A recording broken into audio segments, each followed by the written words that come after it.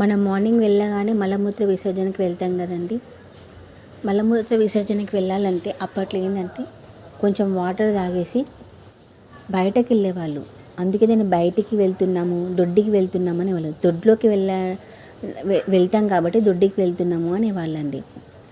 అట్లా మనం ఇంట్లో వాటర్ తాగి అట్లా బయటకు వెళ్ళడం వల్ల ఆ నీళ్ళు, ఆ వాటర్ అనేది మంచిగా పెద్ద ప్రేగులోకి వెళ్ళి ఆ మలమూత్ర విసర్జన సాఫీగా అయ్యేది. అంతేకాకుండా అప్పుడు ఎలా అంటే ఇప్పుడు మనం ఇండియన్ టాయిలెట్స్ ఎట్లా ఉంటాయి, ఇట్లా మనం కూర్చుంటే ఒక ఆసనం లాగా వస్తుంది. అంటే మన కడుపు మీద స్ట్రెస్ అయ్యి మనం మలమూత్ర విసర్జన ఈజీగా చేయగలుగుతాం.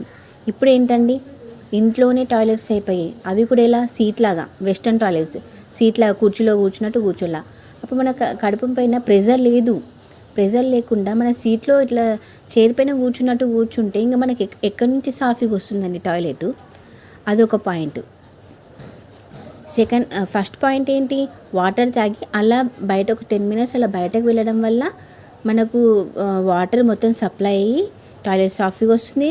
సెకండ్ ఏంటంటే ఈ ఇండియన్ టాయిలెట్స్ వల్ల మనం ఒక ఆసనం వేసినట్టు వేయడం వల్ల కడుపు పైన స్ట్రెస్, కడుపు పైన ఇట్లా ఒత్తిడి జరిగి మలమూత్ర విసర్జన ఈజీగా అవుతుంది.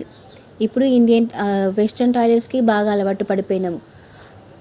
వెస్ట్రన్ టాయిలెట్ ఎందుకు అలవాటు పడిపోయామంటే ఏమన్నంటే మనకు కాళ్ళ నొప్పులు ఉన్నాయి కాబట్టి మేము కూర్చోలేకపోతున్నాం అని అంటున్నారు. కాళ్ళ నొప్పులు ఎందుకు వస్తున్నాయండి? చైర్ పైన కూర్చొని కాళ్ళ నొప్పులు వస్తున్నాయి. అదే కింద కూర్చొని అప్పటోళ్ళు మన తాత ముత్తాతలు 100 సంవత్సరాల వరకు కిందనే కూర్చొనే వాళ్ళు కదండి. మరి మనకెందుకు ఇలా అవుతుంది? దేంట్లో లోపం అండి మనకు? ఈ చైర్లు, సోఫాలు, మంచాల వల్లనే అని నా అభిప్రాయం అండి. మరి